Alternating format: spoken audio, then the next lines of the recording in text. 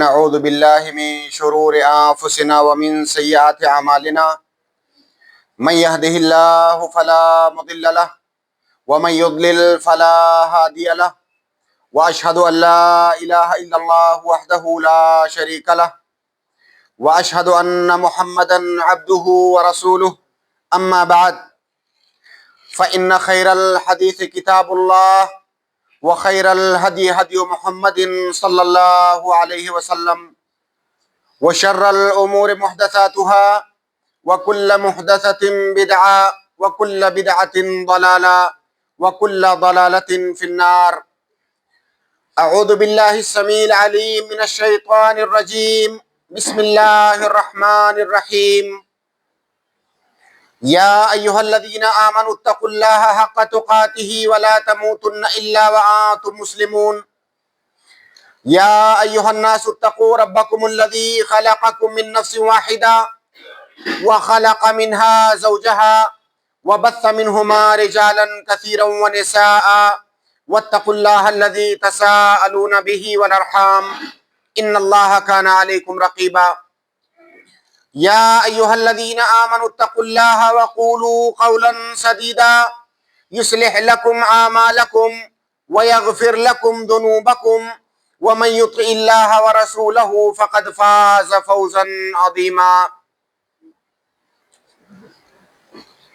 معزز حاضرین جمعہ، دینی و ملی بھائیوں اور خواتین اسلام،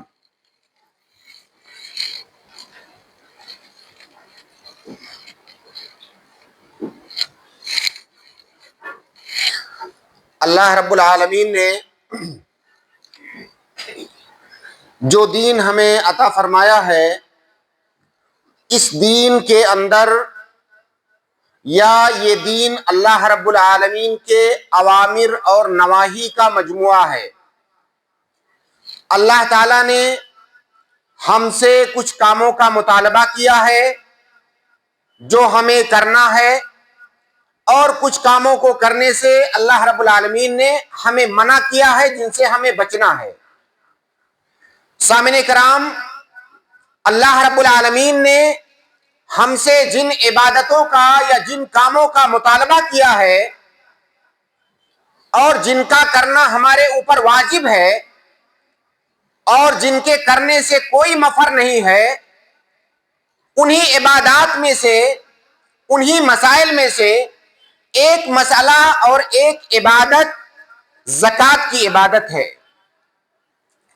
یہ بات شاید آپ میں سے کسی پر مخفی نہ ہو کہ اسلام کے جو 5 ارکان ہیں، ان 5 ارکان میں سے تیسرا رکن زکوٰۃ ہے. تیسرا اہم ترین رکن یہ زکوٰۃ ہے. اور رکن کا مطلب یہ ہوتا ہے کہ جس پر کسی چیز کی بنیاد ہو، جیسے یہ مسجد ہے، کوئی عمارت ہے، وہ کسی رکن پر وہ عمارت کھڑی ہوتی ہے. اگر اس کے ارکان گرا دیے جائیں تو وہ عمارت قائم نہیں رہے گی. تو اسلام کی بنیاد انہی 5 ارکان پر ہے، جن میں سے ایک زکوٰۃ ہے. اللہ کے نبی صلی اللہ علیہ وسلم نے معاذ بن جبل رضی اللہ تعالی عنہ کو جب یمن بھیجا تو آپ نے ان سے کہا، اِنَّكَ تَأْتِي مِنْ قَوْمًا مِنْ أَهْلِ الْكِتَابِ فَلْيَكُنْ أَوَّلَ مَا تَدْعُوهُمْ إِلَيْهِ شَهَادَةُ أَن لَا إِلَهَ إِلَّا اللَّهُ وَأَنَّ مُحَمَّدًا رَسُولُ اللَّهِ. تم جہاں جا رہے ہو وہ اہل کتاب ہیں، وہاں جا کر کے پہلا کام تمہارا یہ ہونا چاہیے. پہلا کام، دعوت کے لیے جا رہے ہو، دعوت کی ابتدا تمہیں توحید سے کرنی ہے. سب سے پہلے انہیں توحید کی طرف بلانا، شہادت ان لا الہ الا اللہ وان محمد رسول اللہ. فَإِنْهُمْ أَطَاعُوكَ لِذَلِكَ فَعَلِمْهُمْ أَنَّ اللَّهَ افْتَرَضَ عَلَيْهِمْ 5 صلوات. اور جب یہ بات تمہاری مان لے، توحید کا اقرار کر لے، تب دوسرے نمبر پر انہیں بتانا کہ اللہ تعالیٰ نے تمہارے اوپر 5 وقت کی نمازیں فرض کی ہیں. فَإِنْهُمْ أَطَاعُوكَ لِذَلِكَ، جب یہ بات بھی وہ مان لے، اس کا اقرار کرنے، عمل کرنے لگے، فَعَلِمْهُمْ أَنَّ اللَّهَ افْتَرَضَ عَلَيْهِمْ صَدَقَةً تُؤْخَذُ مِنْ أَغْنِيَائِهِمْ وَتُرَدُّ عَلَى فُقَرَائِهِمْ. تو انہیں بتانا کہ اللہ تعالیٰ نے ان کے اوپر زکوٰۃ واجب کیا ہے، اور یہ زکوٰۃ کا مال امیروں سے لے کر کے مسلمانوں کے ہی غریبوں کے اندر تقسیم کیا جائے گا، انہی میں لوٹا دیا جائے گا۔ تو اللہ کے نبی صلی اللہ علیہ وسلم نے اپنے داعی، اپنے مبلغ، اپنے صحابی کو جو باتیں اہم سکھائیں، ان میں سے ایک بات یہ بھی تھی کہ شہادتین اور نماز کی اقرار کے بعد تیسرے نمبر پر انہیں زکوٰۃ کی دعوت دینا اللہ رب العالمین نے ان کے اوپر فرض کیا ہے۔ سامعین کرام، زکوٰۃ یہ مسلم سماج کے جو اصحاب حیثیت ہیں، جو مالدار لوگ ہیں، جب ان کا مال ایک مخصوص مقدار کو پہنچ جائے تو اس میں ایک مخصوص مقدار میں زکوٰۃ نکالنا ان کے اوپر واجب ہو جاتا ہے۔ اور زکوٰۃ اللہ رب العالمین نے ہر طرح کے مال میں زکوٰۃ واجب قرار نہیں دیا، صرف 4 طرح کے اموال ہیں جن میں اللہ تعالیٰ نے زکوٰۃ کو واجب قرار دیا۔ پہلا مال ہے سونا چاندی، اور سونے چاندی کے ساتھ دنیا کی کوئی کرنسی، جو جتنی بھی کرنسیاں چلتی ہیں، ان تمام کرنسیاں سونے اور چاندی کے حکم میں ہوں گی، کیونکہ سونے چاندی میں زکوٰۃ واجب ہونے کی جو علت ہے، جو وجہ ہے، وہ ہے ثمنیت، یعنی اس کا کرنسی ہونا، چیزوں کی قیمت ہونا۔ اب دنیا کے اندر کوئی بھی چیز جو بطور کرنسی، بطور قیمت استعمال ہو، وہ سونے چاندی کے حکم میں ہے۔ تو یہ پہلی چیز ہے۔ دوسری چیز ہے عروض التجارہ، مال تجارت۔ مال تجارت دنیا کا کوئی بھی مال ہو سکتا ہے، اس میں تخصیص نہیں ہے کہ فلاں مال ہوگا تبھی تجارت کا مال کہا جائے گا۔ ہر وہ مال آپ جس کی تجارت کریں، جس کو خریدا بیچا جائے نفع کے مقصد سے، فائدے کے مقصد سے، تکسب اور ربح کے مقصد سے، اس کو تجارت کہا جاتا ہے۔ تو یہ دوسرا مال ہے۔ تیسرا مال ہے جانوروں میں، بہیمۃ الانعام میں، اور چوتھا ہے جو زمین سے غلے پیدا ہوتے ہیں۔ آپ لوگ شہر کے رہنے والے ہیں، آپ کا تعلق عام طور سے سونے چاندی، پیسے اور مال تجارت سے ہے، اس لیے زیادہ تر ہماری گفتگو کا محور سونے چاندی اور پیسے اور سامان تجارت، انہی سے متعلق ہم بات کریں گے۔ تو یہ صرف 4 طرح کے اموال ہیں جن میں اللہ تعالیٰ نے زکوٰۃ کو واجب قرار دیا۔ جہاں تک سونے چاندی کا تعلق ہے، سونے کا نصاب 85 گرام ہے موجودہ جو وزن ہے اس کے اعتبار سے، یعنی 85 گرام سے کم سونا اگر کسی کے پاس ہے تو اس کے اوپر زکوٰۃ واجب نہیں ہے۔ جب 85 گرام خالص سونا، 24 کیرٹ سونا 85 گرام یا اس سے زیادہ ہو، تب اس میں 2.5% اس کو زکوٰۃ نکالنا ہے، سال میں ایک بار۔ اور چاندی کا نصاب ہے 200 درہم، جو کہ موجودہ وزن میں 595 گرام بنتا ہے، 595۔ اگر اتنی چاندی کسی کے پاس ہے تو اس کے اوپر 2.5% زکوٰۃ نکالنا واجب ہے۔ باقی رہا مسئلہ پیسے کا، کہ پیسے کا نصاب ہم کیسے جانیں گے؟ صحیح قول کے مطابق پیسے کا نصاب جاننے کا طریقہ یہ ہے کہ اگر آپ کے پاس اتنا پیسہ ہے جتنے سے آپ 595 گرام چاندی آج کی تاریخ میں خرید سکتے ہیں، گویا کہ آپ صاحب نصاب ہیں۔ تقریباً 50,000 یا اس کے کچھ آس پاس بنے گا۔ اگر اتنا پیسہ آپ کے پاس ہے اور سال بھر تک وہ رکا رہتا ہے تو آپ کو اس میں 2.5% زکوٰۃ نکالنا ہے۔ یہ پیسے میں زکوٰۃ نکالنے کا یا نصاب جاننے کا طریقہ ہے۔ دوسرا جو سامان تجارت ہے، سامان تجارت میں زکوٰۃ کا نصاب جاننے کا طریقہ یہ ہے کہ جو بھی تجارت کا مال آپ کے پاس ہے، دکان کے اندر مال ہے، گلے کے اندر پیسہ ہے، بینک کے اندر آپ نے اسی تجارت کا پیسہ جمع کیا ہوا ہے، اپنے گھر میں رکھا ہوا ہے، جیب میں رکھا ہوا ہے، آپ کا پیسہ کچھ دوسرے لوگوں کے پاس باقی ہے، یہ سارا ملا کر کے اگر وہ رقم اتنی بنتی ہے جس سے آپ 595 گرام چاندی خرید سکتے ہیں، تو اس کا مطلب آپ کا سامان تجارت زکوٰۃ کے نصاب کو پہنچا ہوا ہے۔ اب آپ کو اس میں 2.5% قیمت لگا کر کے، جب سال کمپلیٹ ہوگا پورے کی قیمت لگا کر کے آپ کو 2.5% اس میں زکوٰۃ نکالنا ہے۔ یہ زکوٰۃ کے اموال ہیں اور یہ زکوٰۃ نکالنے کا طریقہ ہے۔ آج میں اپنی گفتگو میں کچھ ایسی غلطیوں کی جانب اشارہ کرنے کی کوشش کروں گا جو زکوٰۃ کے سلسلے میں جو غلطیاں ہمارے سماج اور معاشرے کے اندر عام ہیں۔ وہ غلطیاں تو کئی ساری ہیں، ان تمام پر گفتگو کرنا ایک مجلس میں ممکن نہیں ہے، لیکن وہ غلطیاں جن میں عام طور سے لوگ واقع ہوتے ہیں، ان میں سے بعض پر انشاءاللہ ہم سلسلہ وار بات کرنے کی اور تنبیہ کرنے کی کوشش کرتے ہیں۔ سب سے پہلی اور بڑی غلطی زکوٰۃ کے سلسلے میں ہمارے معاشرے میں جو یہ ہے، بہت سارے لوگ یہ سمجھتے ہیں کہ زکوٰۃ نکالنا یہ کوئی ایسے لگتا ہے جیسے کوئی سیکنڈری چیز ہے. ہمارے پاس مال ہے، ہمارا دل کہا تو ہم نے نکال دیا، دل نہیں کہا تو نہیں نکالا.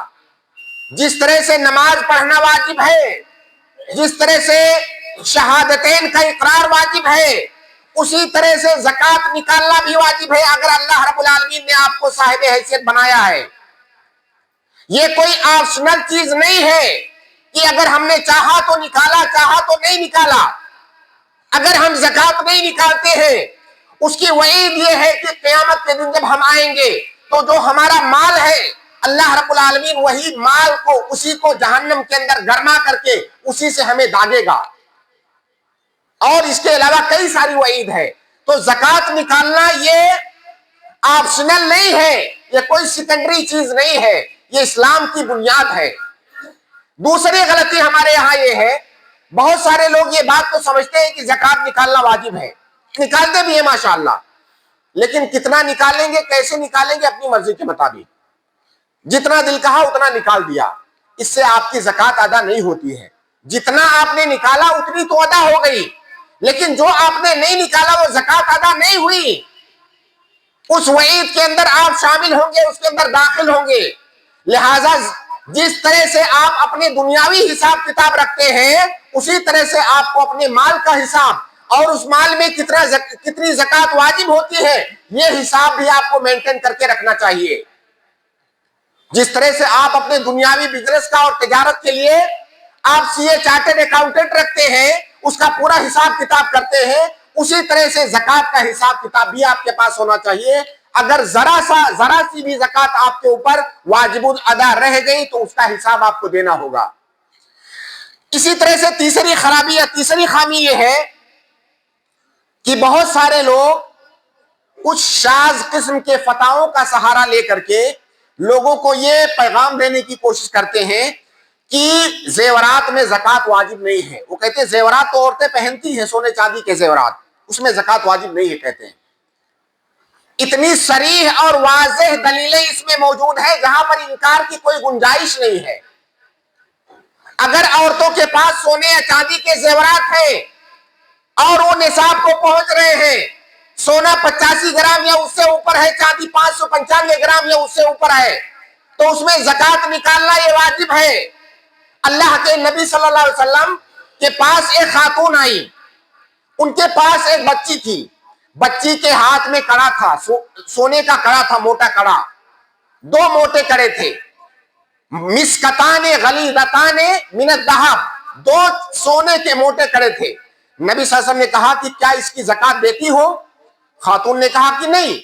نبی صلی اللہ علیہ وسلم نے کہا اَيَسُرُّكِ أَن يُصَوِّرَكِ اللَّهُ بِهِمَا سِوَارَيْنِ مِن نَّارٍ، کیا تم پسند کرو گے کہ اللہ تعالیٰ اس کے بدلے میں تمہیں جہنم کے 2 کڑے پہنائے؟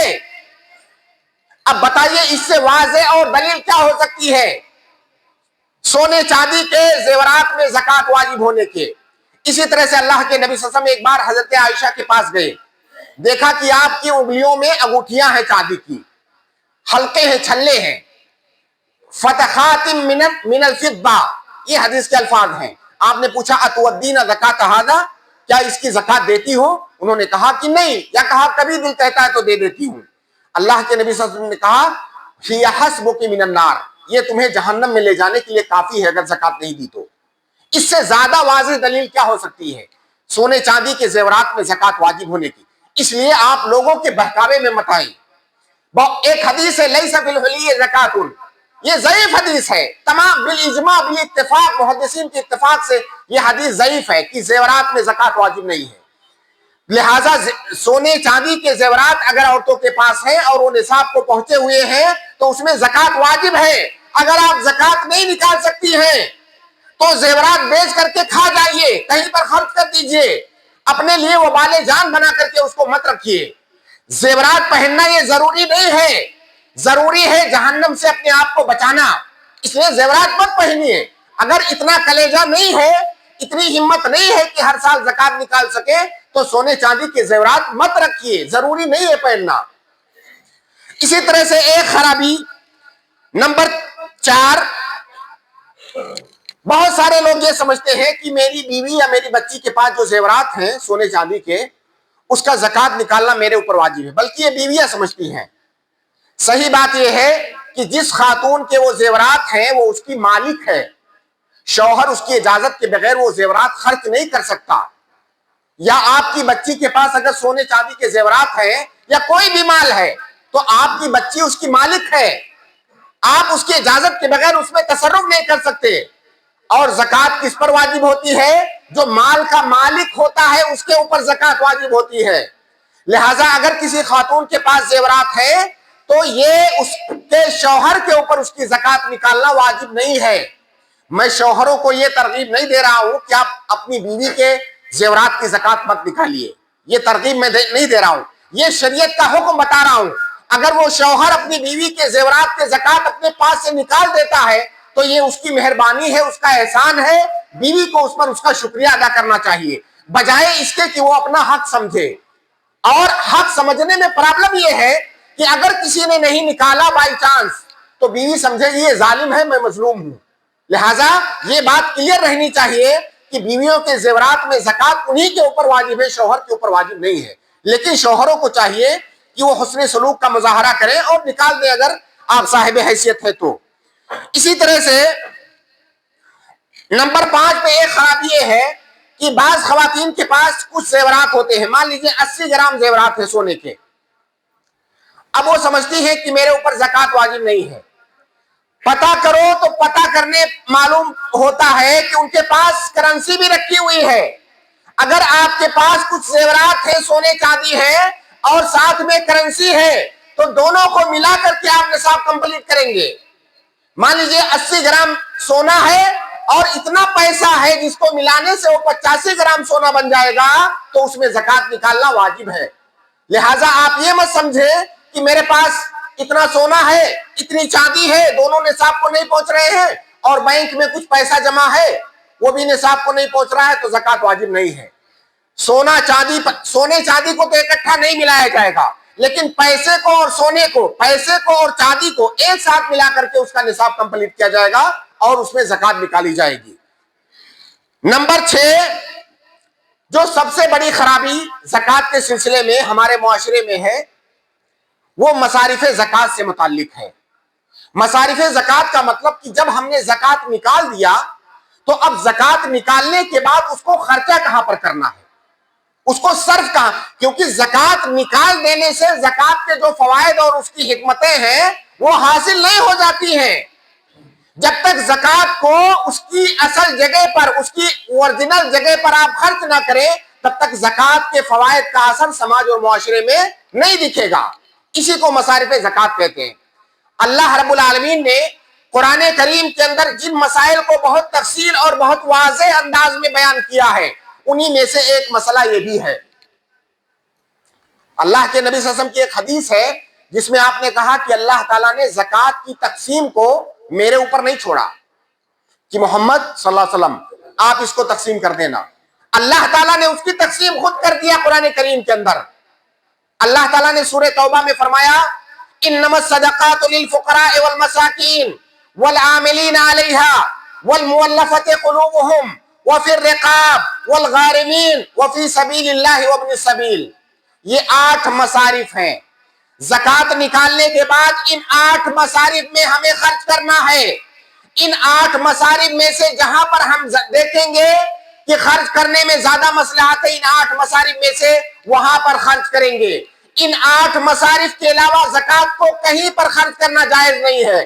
اگر کہیں اور خرچ کرتے ہیں تو ہماری زکوٰۃ ادا نہیں ہوگی۔ پہلا کون ہے؟ فقراء، مساکین۔ فقراء اور مساکین آسان لفظوں میں آپ یہ سمجھیں کہ فقراء اور مساکین وہ لوگ ہیں جو اپنی زندگی کی بنیادی ضرورتیں اپنے مال سے پوری نہیں کر سکتے ہیں۔ ان کے پاس اتنا مال نہیں ہے جو سال بھر کے لیے کافی ہو، بنیادی بیسک ضرورتیں، لگزری نہیں، بیسک ضرورتیں وہ اپنے مال سے پوری نہیں کر سکتے، وہ فقیر یا مسکین ہیں۔ اب ہم انہیں زکوٰۃ میں سے اتنا دے دیں گے کہ ان کے سال بھر کا خرچہ اس سے پورا ہو جائے، کیونکہ سال بھر کے بعد دوبارہ پھر زکوٰۃ نکلے گی تو انہیں اگر اس وقت بھی وہ غریب رہے تو اس وقت پھر ملے گا انہیں۔ یہ فقراء اور مساکین ہے. انما الصدقات للفقراء والمساکین والعاملین علیہا. والعاملین علیہا کا مطلب کہ حاکم وقت جن لوگوں کو زکوٰۃ وصولنے پر مامور کرتا ہے اور وہ جگہ جگہ جا کر کے زکوٰۃ وصول کر کے لا کے بیت المال میں جمع کرتے ہیں، تو ان وصول کرنے والوں کو بھی اس زکوٰۃ سے دیا جائے گا، کیونکہ یہ ایک سروس دے رہے ہیں. کتنا دیا جائے گا؟ ان کے عمل کے بقدر، ان کا جو محنتانہ ہے، ان کی جو مزدوری ہے، اتنا دیا جائے گا. یہ نہیں کہ ہم جتنا چاہیں اتنا دے دیں، انہوں نے جتنا کام کیا ہے اتنا دیا جائے گا. والعاملین علیہا والمؤلفۃ قلوبہم، تالیف قلب کے لیے دیا جائے گا. وفی الرقاب، غلام آزاد کرانے کے لیے دیا جائے گا. غلام قیدی نہیں، غلام آزاد کرانے کے لیے. وفی الرقاب والغارمین، اگر کوئی مقروض ہے تو اس کو دیا جائے گا. کسی آدمی نے قرض لیا اپنی کسی بنیادی ضرورت کے لیے، اب وہ ادا نہیں کر پا رہا ہے اور اس کے پاس کوئی پراپرٹی نہیں ہے، تو اسے زکوٰۃ میں سے دیا جائے گا تاکہ وہ اپنی قرض ادا کر لے. وفی الرقاب والغارمین وفی سبیل اللہ، جو اللہ کے راستے میں جہاد کے لیے نکلے ہیں. قتال مع الکفار، اور قتال مع الکفار، جہاد مع الکفار کے لیے شرط یہ ہے کہ یہ اسلامی حاکم کے جھنڈے کے تلے ہو، اس کی اجازت سے ہو، اس کے لشکر کے ساتھ ہو. کوئی فردن نکلنا یا کسی کو مار دینا یہ جہاد نہیں ہے. یہ چیز کلیئر رہنی چاہیے. جہاد کے سلسلے میں لفظ جہاد کو اتنا بدنام کیا گیا ہے، اتنا مبارک اور اتنا مقدس کلمہ اور اصطلاح ہے، لیکن اس کو بدنام کر دیا گیا ہے. جہاد یہ نہیں ہے کہ کوئی بھی آدمی تلوار لے کر کے نکل پڑے کسی کو مار دے. بہت سارے غیر مسلم ہم پر یہ اعتراض اٹھاتے ہیں کہ مسلمان تم لوگ تو کہتے ہو کہ کافر جہاں پر ملے اس کو مارو. بھئی کہاں ہے اسلام میں ایسا؟ کہیں نہیں ہے. ہاں، وہ اگر ہم سے لڑتا ہے، ایک اسلامی ملک ہے، غیر اسلامی ملک ہے، اگر دونوں کی جنگ ہوتی ہے، ظاہر جنگ میں دونوں ایک دوسرے کو مارتے ہیں، وہاں پر وہ پس منظر ہے. لہٰذا جہاد کے بارے میں یہ جملے مترجہ کے طور پر سمجھیں. اسلامی جہاد وہ ہے جو اسلامی حاکم کے جھنڈے کے تلے اس کی فوج میں رہتے ہوئے اس کی اجازت کے ساتھ ہو، تب وہ اسلامی جہاد ہے. کسی کا بم پھوڑ دینا، تلوار لے کے نکل جانا، یہ جہاد نہیں ہے، یہ دہشت گردی ہے. تو جہاد میں زکوٰۃ کا مال خرچ کیا جائے گا. یہاں فی سبیل اللہ سے مراد جہاد ہے. یہاں ایک بات آپ یاد رکھیں کہ دنیا میں جتنے بھی نیک کام ہیں ان تمام نیک کاموں کو فی سبیل اللہ کہا جاتا ہے، اور اس پر 20 دلیلیں موجود ہیں کہ اللہ کے نبی صلی اللہ علیہ وسلم نے احادیث میں، اللہ رب العالمین نے قرآن کریم میں فی سبیل اللہ سے بہت ساری نیکیوں کو، طاعات کو تعبیر کیا ہے. مطلب یہ ہوا کہ دنیا میں جتنے اچھے اور نیک کام ہیں سب کو فی سبیل اللہ کہا جاتا ہے. لیکن کیا یہاں پر وہ سارے نیک کام مراد ہیں؟ وہ سارے نیک کام مراد نہیں ہیں. یہاں پر فی سبیل اللہ سے اس کا خاص معنی مراد ہے جو کہ جہاد فی سبیل اللہ ہے. اور اگر ہم یہ مان لیں کہ فی سبیل اللہ سے اس کا عام معنی مراد ہے تو باقی کے جو 7 مصارف ہیں ان کو ذکر کرنے کی ضرورت ہی نہیں تھی، کیونکہ آٹومیٹک اس کے اندر داخل ہو جائیں گے. لہٰذا یہ غلط فہمی کسی کو نہیں ہونی چاہیے کہ فی سبیل اللہ سے کچھ اور مراد ہے. 14 صدیوں میں یہ بات آپ کو بتاؤں کہ 14 صدیوں میں اس مسئلے میں اختلاف نہیں رہا ہے. آپ 14 صدیوں میں لکھی گئی تفسیروں کو دیکھ لیں گے، ہو سکتا ہے 1 2 3 جگہ کے علاوہ آپ کو یہ بات اور کہیں نہ ملے کہ فی سبیل اللہ سے مراد صرف اور صرف جہاد مع الکفار، قتال مع الکفار ہے. بعض 1 2 مفسرین کے ہاں آپ کو حج ملے گا، بعض لوگوں نے 1 2 لوگوں نے تعلیم کو بھی اس میں داخل کیا ہے، حالانکہ جمہور اہل علم نے اس پر رد کیا ہے. چاروں مذاہب کا اس بات پر اتفاق ہے کہ اس سے مراد صرف اور صرف قتال فی سبیل اللہ ہے. تو یہ 7واں مصرف وفی سبیل اللہ وابن السبیل. 8واں مصرف ہے مسافر. کوئی آدمی سفر پہ ہے، زیادہ راہ ختم ہو گیا، گھر کیسے پہنچے گا، پریشان حال ہے، اس کے پاس کچھ نہیں ہے. ہم اس کو زکوٰۃ سے اتنا مال دے دیں گے کہ اپنے گھر تک آرام سے وہ پہنچ جائے. اس زمانے میں ظاہر ہے آپ دنیا میں کہیں پر بھی ہیں، آپ کے پاس موبائل ہے، دنیا بھر کے پے اپلیکیشنز ہیں، آپ اس سے پیسہ منگا سکتے ہیں. اگر اس طرح کی صورتحال ہو، اس کا مطلب آپ اگر مسافر بھی ہیں تو آپ زکوٰۃ کے مستحق نہیں ہیں. جب آپ کے پاس کوئی راستہ نہ ہو، آپ سفر میں ہو، ایسی صورت میں گھر پہ گرچہ آپ کروڑپتی ہیں وہاں پہ آپ غریب ہیں، وہاں پہ آپ زکات لے سکتے ہیں۔ تو یہ 8 مصارف ہیں۔ میں ایک بار دوبارہ بہت واضح انداز میں بتا دوں کہ اگر ان 8 مصارف کے علاوہ آپ نے اپنی زکات کہیں اور پر دی تو آپ کی زکات ادا نہیں ہوگی۔ ہمارے یہاں بہت سالوں سے، شاید صدیوں سے یہ رواج چلا آ رہا ہے کہ لوگ زکات کا ایک بڑا حصہ مسجد میں دے دیتے ہیں، مدرسے میں دے دیتے ہیں، دعوتی مراکز میں دے دیتے ہیں، مدرسین اور دعات کی تنخواہوں میں دے دیتے ہیں اور کہتے ہیں فی سبیل اللہ ہے۔ اس آیت کی یہ تفسیر صرف ہندوستان میں مدرسوں کے ذمہ داران نے، ان مولویوں نے کیا ہے۔ یہ تفسیر 14 صدیوں میں کسی نے نہیں کیا ہے۔ اور اگر کوئی چیز آپ کے سامنے بیان نہیں کی گئی ہے اس کا یہ ہرگز مطلب نہیں ہے کہ وہ چیز ہے نہیں۔ میں نے تتبع کیا تفاسیر کا، عبداللہ ابن عباس رضی اللہ تعالی عنہما سے لے کر کے اس زمانے تک کی تمام تفاسیر کا، 1-2 جگہ کے علاوہ مجھے کہیں پر کوئی اختلاف نہیں ملا۔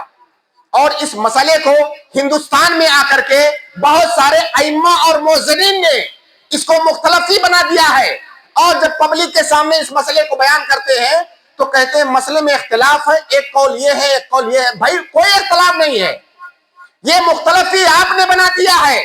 اور کس کا اختلاف معتبر ہوتا ہے؟ کیا کوئی بھی ایسے ایرا غیرہ چلتا ہوا کسی مدرسے کا سرٹیفکیٹ ہے اور شریعت کا کوئی ایسا مسئلہ جو جس میں اجماع ہے، اگر وہ آ کر کے اختلاف کر لے تو کیا وہ مسئلہ مختلف ہی ہو جائے گا؟ یہ مسئلہ کبھی مختلف ہی نہیں رہا ہے، یہ مختلف ہی بنا دیا ہے لوگوں نے۔ تو لہٰذا مسجد میں زکات دینا، اس مسئلے کو یہی چھوڑیے، ایک دوسرا مسئلہ دیکھیے، زکات الفطر کا مسئلہ۔ زکات الفطر آج بھی میں جانتا ہوں بہت ساری جگہوں پر، گاؤں دیہات میں، یہاں آپ کے یہاں کیا صورتحال ہے مجھے نہیں علم ہے، بہت ساری جگہوں پر زکات الفطر پوری کی پوری مسجد میں دے دی جاتی ہے۔ واللہ میں قسم کھا کے کہہ رہا ہوں، ایک عالم کا قول 14 صدیوں میں نہیں ملے گا کہ زکات الفطر کی رقم مسجد میں دینا جائز ہے۔ لیکن ان مولویوں نے کیوں نہیں کسی کو روکا؟ مدرسوں میں زکات الفطر دی، اللہ کے نبی صلی اللہ علیہ وسلم کی حدیث ہے تُعْمَةً لِلْمَسَاكِينِ، وہ صرف مسکینوں کا ہے اور کہیں اس کا کوئی مصرف نہیں ہے۔ لیکن مدرسوں میں دھڑلے سے زکات الفطر دی جاتی ہے، ہمارے آبا و اجداد کے زمانے سے دی جاتی ہے، تو کیا ہم اس کو صحیح مان لیں کہ ہمارے آبا و اجداد دیتے رہے تو وہ صحیح ہے؟ نہیں صحیح ہے۔ سوال آپ کی جانب سے یہ آتا ہے کہ یہ لوگوں نے منع کیوں نہیں کیا؟ کیا اب تک لوگ غلط کیے؟ مجھے نہیں معلوم کیوں نہیں منع کیا۔ اگر میں مدرسہ چلا رہا ہوں، میں مسجد چلا رہا ہوں، میں مسجد کا ٹرسٹی ہوں، یا میں اس پیسے سے داد عیش دے رہا ہوں، میں کیوں منع کروں گا؟ اگر خطبہ دینے والا بھی میں ہوں، مسجد کو چلانے والا بھی میں ہوں، میں اس سے کیوں منع کروں گا؟ یہ جائز نہیں ہے۔ تو زکات الفطر کے سلسلے میں تو کوئی اختلاف نہیں ہے، کوئی اس پہ کیوں نہیں بات کرتا؟ پورا کا پورا زکات الفطر، میں نے اس کو کاؤنٹ کیا تھا کہ ہندوستان میں تقریباً 20-25 کروڑ مسلمان ہیں۔ ایک رات میں 1.5 سا چاول یا گیہوں ہر مسلمان نکالتا ہے، امیر غریب سب نکالتے ہیں۔ اگر اس کو کاؤنٹ کریں، آپ کیلکولیٹر لے کر کے بیٹھیے، اس کی قیمت لگائیے کہ 1 سا اگر 40 روپیہ کلو چاول مانے تو 100 روپیہ ہو گیا 2.5 کلو کا، ہر مسلمان 100 روپیہ نکالے، آپ سوچئے کتنا بڑا اماؤنٹ بنے گا، 25 کروڑ مسلمانوں کا۔ ایک رات میں سورج غروب ہونے سے لے کر کے عید کی نماز پڑھنے تک اتنی رقم نکلتی ہے، کہاں جاتی ہے؟ کیا اس کا کوئی اثر آپ کو سماج پہ دکھ رہا ہے؟ کبھی بیٹھ کے آپ نے سوچا؟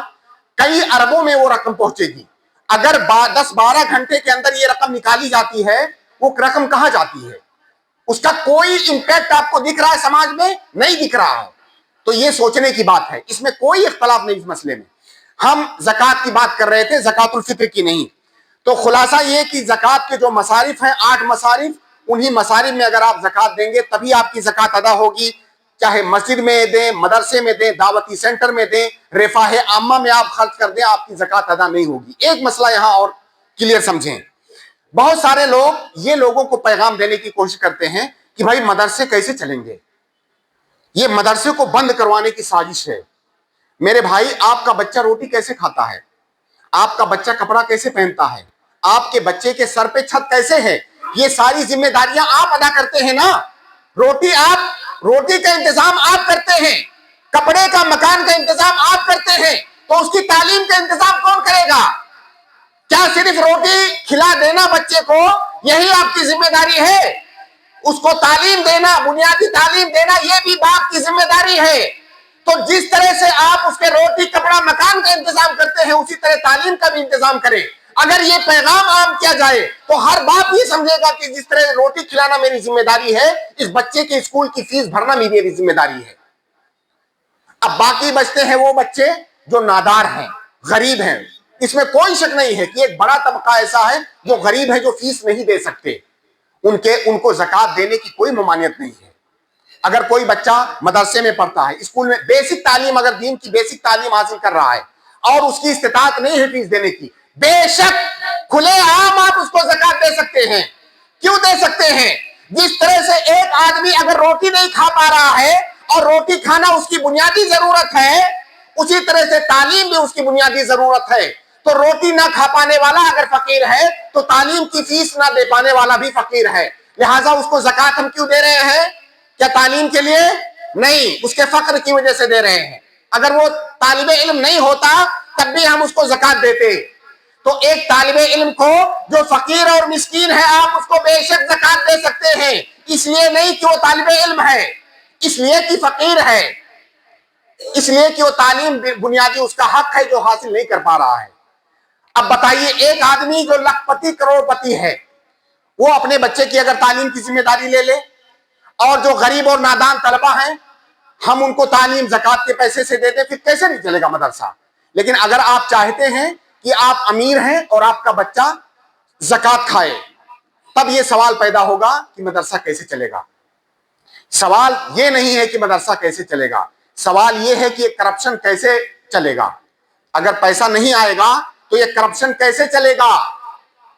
مدرسے میں بچوں کو زکات دینے سے کسی نے منع نہیں کیا ہے, آپ بالکل دے سکتے ہیں, لیکن زکات دینے کا جو طریقہ ہے اس طریقے سے دے سکتے ہیں.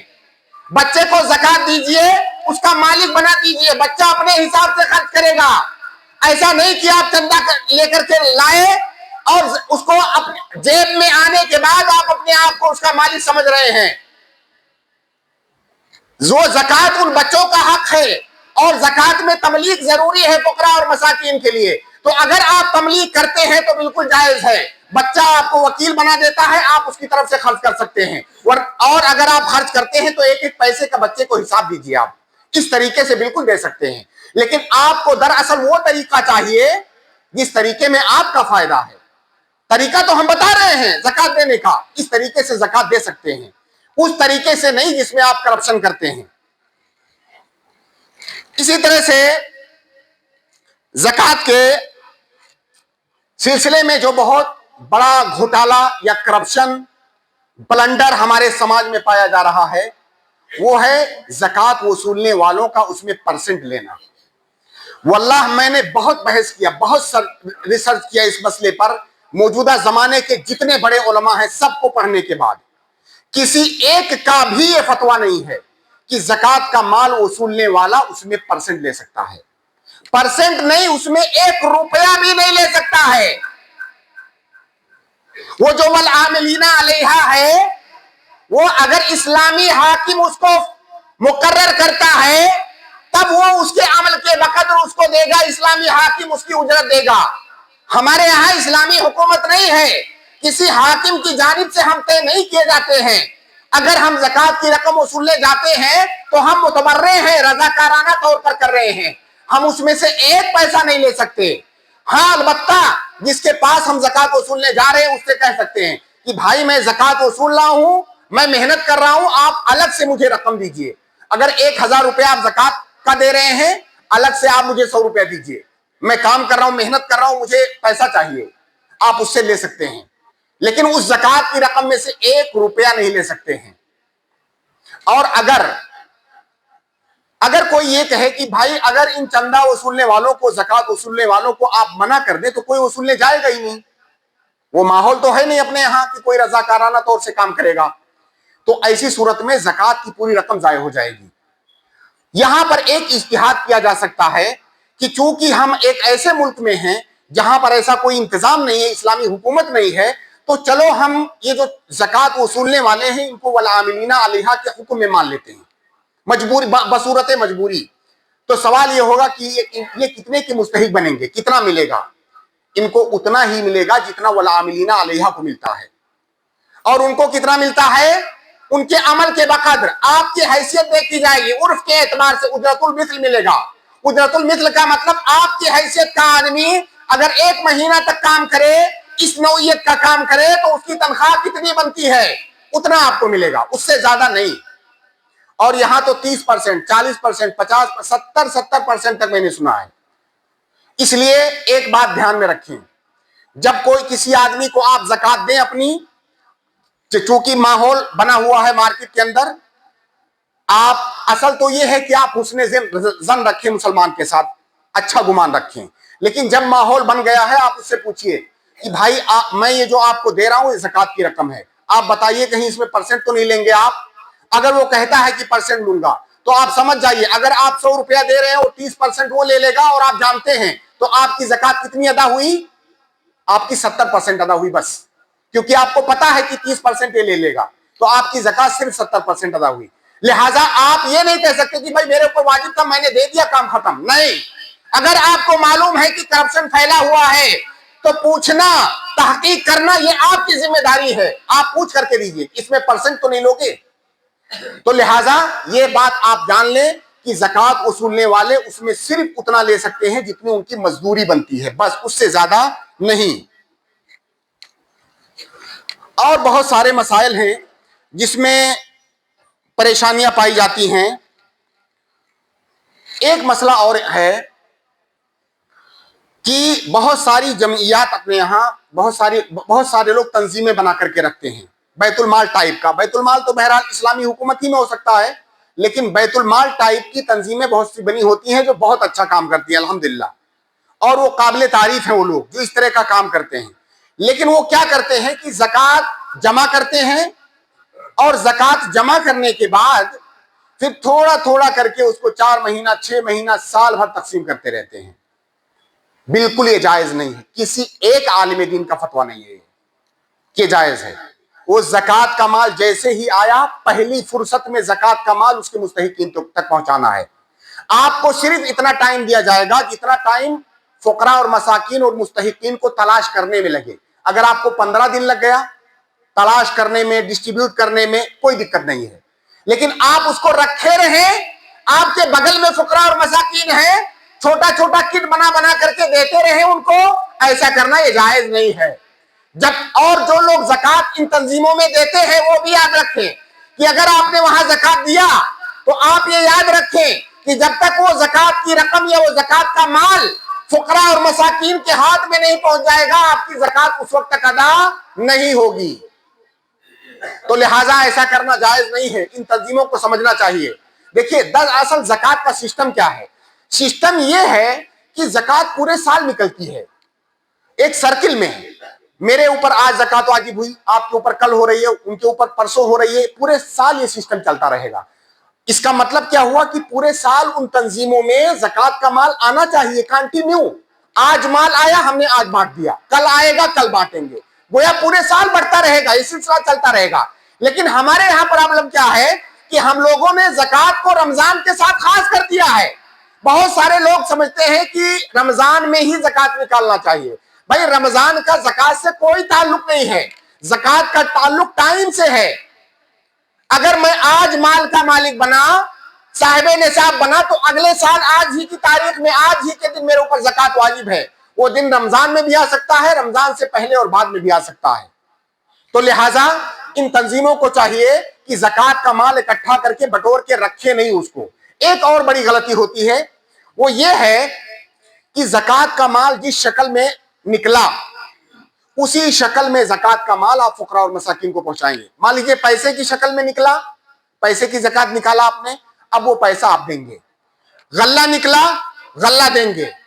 زکوٰۃ کی شکل میں جو مال نکلے گا جس شکل میں، اسی شکل میں فقراء اور مساکین اور مستحقین تک پہنچایا جائے گا. اس کو کہتے ہیں تملیک. ہم اس میں تصرف نہیں کر سکتے. ایک قاعدہ ہے کہ لا يجوز للغیر ان يتصرف فی ملک غیرہ الا باذنہ. یہ جو ہم زکوٰۃ نکالتے یہ ہمارا مال نہیں ہے. زکوٰۃ نکل جانے کے بعد وہ ہمارا نہیں رہ گیا, وہ ان 8 مستحقین کا بن گیا.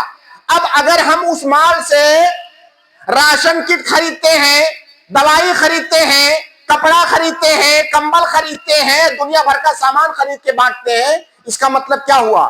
اس کا مطلب سیدھا یہ ہوا جیسے آپ کی جیب سے میں پیسہ نکال لوں زبردستی اور جا کے اس سے سامان خرید کے لا کے آپ کو دے دوں. یہ کون مطلب کیسے معقول ہے چیز؟ وہ زکوٰۃ کا مال آپ کا نہیں ہے, وہ جس کا ہے وہ فیصلہ کرے گا کہ اسے دوائی خریدنا ہے کہ راشن خریدنا ہے. تو لہٰذا ایسا کرنا جائز نہیں. 2 صورتوں میں ایسا کرنا جائز ہو سکتا ہے. ایک صورت تو یہ کہ جب آپ کو پتا ہو کہ اگر میں نے ڈائریکٹ اس کو پیسہ دے دیا تو یہ ضائع ہو جائے. مان لیجئے کسی گھر کا گارجین شرابی ہے, جواری ہے اور غلط راستے پر ہے, ہم نے اگر اس گارجین کو دیا تو بچوں پر خرچ کرنے کے بجائے اڑا دے گا. ایسی صورت میں مصلحت یہ ہے کہ زکوٰۃ کا مال بچانے کے لیے ہم اس کے گھر کی جو ضرورتیں ہیں وہ دیں گے تاکہ وہ ضائع نہ کر دے.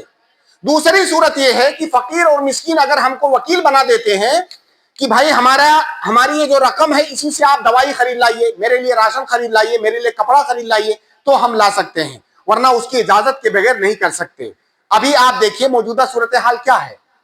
میں اس پہ کتنی بار گفتگو کی جا رہی ہے لیکن ایسے لگ رہا ہے جیسے کان میں سارے لوگوں نے روئی ڈال رکھا ہے. بھائی کوئی ایک فتویٰ, کسی ایک عالم, معتبر عالم کا ایک فتویٰ کوئی لا کر کے دکھائے. ایسا کرنا جائز نہیں ہے کہ آپ کے پاس آپ کی تنظیم میں پیسے کی شکل میں زکوٰۃ آئی اور آپ راشن کٹ بانٹ رہے ہو. یہ کون ہوتے ہو آپ فیصلہ کرنے والے اس فقیر کے بارے میں کہ تم اس سے راشن نہیں خریدو گے؟ ہو سکتا ہے اس کی کوئی اور ضرورت ہو جہاں پر وہ خرچ کرے گا, آپ فیصلہ کرنے والے کون ہو؟ تو لہٰذا ایسا کرنا جائز نہیں ہے. ایک اور بہت بڑی پرابلم, زکوٰۃ یہ ان فقراء اور مساکین جو 8 مصارف ہیں ان کا حق ہے. اگر ہم ان کو دیتے ہیں تو ہم ان کے اوپر کیا کوئی احسان کر رہے ہیں؟ نہیں. جو آپ نکال رہے ہو مال وہ آپ کا ہے ہی نہیں, آپ کسی کو اس کا حق دے رہے ہو. جیسے آپ کے اوپر اگر کسی کا قرض ہے اور آپ قرض لوٹاتے ہو تو کیا کوئی احسان کر رہے ہو؟ نہیں. وہ زکوٰۃ ان فقراء اور مساکین کا حق ہے. اگر ہم ان کو دیتے ہیں تو ایسا نہیں کہ ہم ان کو حقارت کی نظر سے دیکھیں, ان کو ذلیل کریں, ان کو رذیل سمجھیں, ان کو اپنے سے کمتر سمجھیں کہ یہ مانگنے والا ہے. نہیں, اللہ تعالیٰ نے وہ حق اس کو دیا ہے, وہ مال اسی کا ہے جو ہم لوٹا رہے ہیں. تو ہمارے یہاں جو صورتحال ہے, بہت سارے لوگ زکوٰۃ اس انداز میں اور اس ایٹیٹیوڈ میں دیتے ہیں جیسے وہ اس فقیر کے روزی رساں ہیں, جیسے وہ رزاق ہیں, روزی بانٹ رہے ہیں. اس کو اپنے دروازے پر بلا کر کے ایسے ذلت آمیز انداز میں اس کو زکوٰۃ دیں گے. بہت سارے لوگ تصویریں کھینچ کر کے سیلفیاں لے کر کے اس کو ڈالیں گے. آپ زکوٰۃ ایسے دیجئے اور آپ کا مسلمان بھائی ہے. آپ سوچئے کہ اللہ تعالیٰ کا یہ فضل ہے کہ آپ کو دینے والا بنایا اللہ تعالیٰ نے اور اس آدمی کو لینے والا بنایا. آپ بھی اس کی جگہ پر ہو سکتے تھے لیکن آپ اس کی جگہ پر کیوں نہیں ہیں؟ یہ اللہ کا فضل ہے, اس پر شکر ادا کیجئے. وہ بھی آپ کی طرح انسان ہے, وہ بھی آپ کی طرح آپ کا اسلامی بھائی ہے. اس کو اتنی عزت سے دیجئے کہ اس کی کرامت نفس مجروح نہ ہونے پائے اور وہ اس کو احساس نہ ہو کہ میں غریب ہوں, میں چھوٹا ہوں, میں زکوٰۃ دے رہا ہوں. آپ اس طرح سے دیجئے. لیکن یہاں پر تو ایسے دیتے ہیں جیسے بھیک بانٹ رہے ہیں کسی کو. تو یہ انداز نہیں ہونا چاہیے. عبادت ہے, اس کو عبادت کی طرح سے کرو. آپ اپنے مسلمان بھائی کی عزت نفس کے ساتھ اس پر چوٹ نہ لگاؤ. بہت ساری خرابیاں ہیں, اب وقت اجازت نہیں دیتا ہے, یہیں پر بات ختم کرنی ہوگی. انشاءاللہ پھر موقع کبھی ملا تو اس پر بات ہوگی. خلاصہ کلام آخر میں ایک لائن میں یہ کہنا چاہتا ہوں کہ زکوٰۃ یہ اسلام کا رکن ہے, یہ کوئی فرعی مسئلہ نہیں ہے. بہت سارے لوگ جب ان مسائل پر جو غلطیاں ہمارے سماج میں پائی جا رہی ہیں, جب اس پر بات کی جاتی ہے تو کہتے ہیں کیوں بات کرتے ہو, یہ مصلحت کے خلاف ہے, حکمت کے خلاف ہے. ارے بھائی ارکان اسلام ہے, یہ 5 ہی تو ارکان ہیں, انہی میں سے ایک زکوٰۃ ہے. اب اگر کوئی آدمی نماز نہیں پڑھتا ہے یا کوئی آدمی نماز غلط پڑھتا ہے, ظہر 3 رکعت پڑھتا ہے, تو کیا کہیں گے کہ بھائی اس کو مت سمجھاؤ, حکمت کے خلاف ہے. ہم اس کو بتائیں گے بھائی ظہر 4 رکعت ہے, 3 رکعت نہیں ہے, یہ اسلام کا رکن ہے, یہ اجتہادی مسائل نہیں ہیں. کب تک یہ حکمت چلے گی؟ لہٰذا یہ اسلام کا رکن ہے اور یہ اچھی طریقے سے ادا ہونا چاہیے. ایسا نہ ہو کہ ہم زکوٰۃ کو نکالیں لیکن ہماری زکوٰۃ ادا نہ ہو. لہٰذا یہ عبادت ہے اور ہم کو اسے عبادت سمجھ کر کے ہی کرنا چاہیے. آپ کے آس پاس بہت سارے علماء ہوتے ہیں, یہ مسائل ان تمام علماء کو پتہ ہیں. آپ ان سے رجوع کیجئے, ان سے پتہ کیجئے کہ میں صاحب نصاب ہوں, مجھے زکوٰۃ نکالنا ہے, کس طریقے سے نکالوں. ایک مسلمان پر یہ واجب ہے کہ وہ چیزیں جن پر عمل کرنا اس کے لیے ضروری ہے, ان کا علم حاصل کرنا بھی اس پر ضروری ہے. تو جیسے دنیا کے مسائل کا آپ علم حاصل کرتے ہیں, یہ آپ کا دین ہے. اگر آپ مالدار ہیں تو زکوٰۃ نکالنے کا طریقہ, اس کے مسائل کا علم آپ کو ہونا چاہیے. اللہ رب العالمین سے دعا ہے کہ اللہ رب العالمین ہم تمام لوگوں کو فقہ فی الدین عطا فرمائے. اللہ رب العالمین ہمیں ہر طرح کی ضلالت اور گمراہی سے بچائے. ہمارے جتنے بھی نیک اعمال ہیں اللہ رب العالمین اپنی بارگاہ میں انہیں شرف قبولیت سے نوازے. وآخر دعوانا الحمد للہ رب العالمین.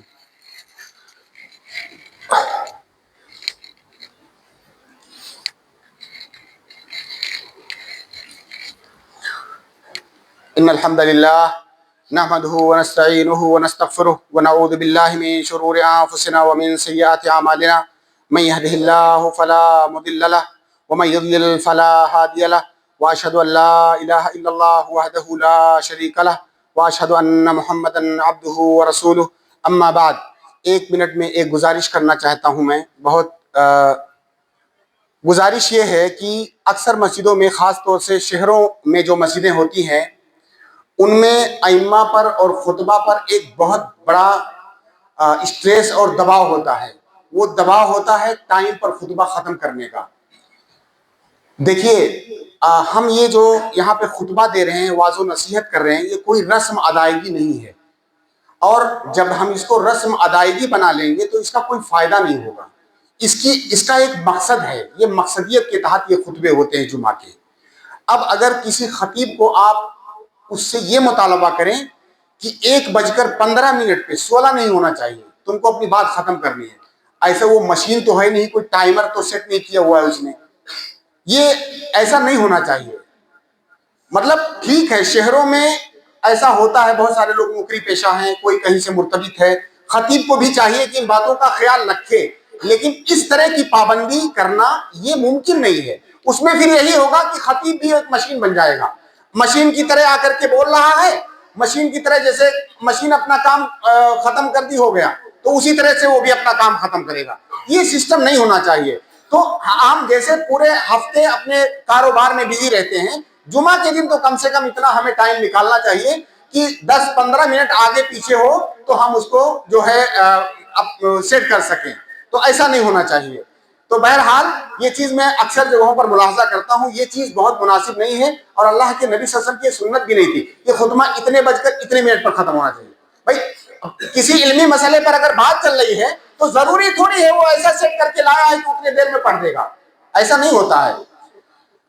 ان اللہ وملائکتہ یصلون علی النبی یا ایھا الذین آمنوا صلوا علیہ وسلموا تسلیما. اللهم صل علی محمد وعلی آل محمد كما صلیت علی ابراہیم وعلی آل ابراہیم انک حمید مجید. اللهم بارک علی محمد وعلی آل محمد كما بارکت علی ابراہیم وعلی آل ابراہیم انک حمید مجید. قوموا للصلاۃ.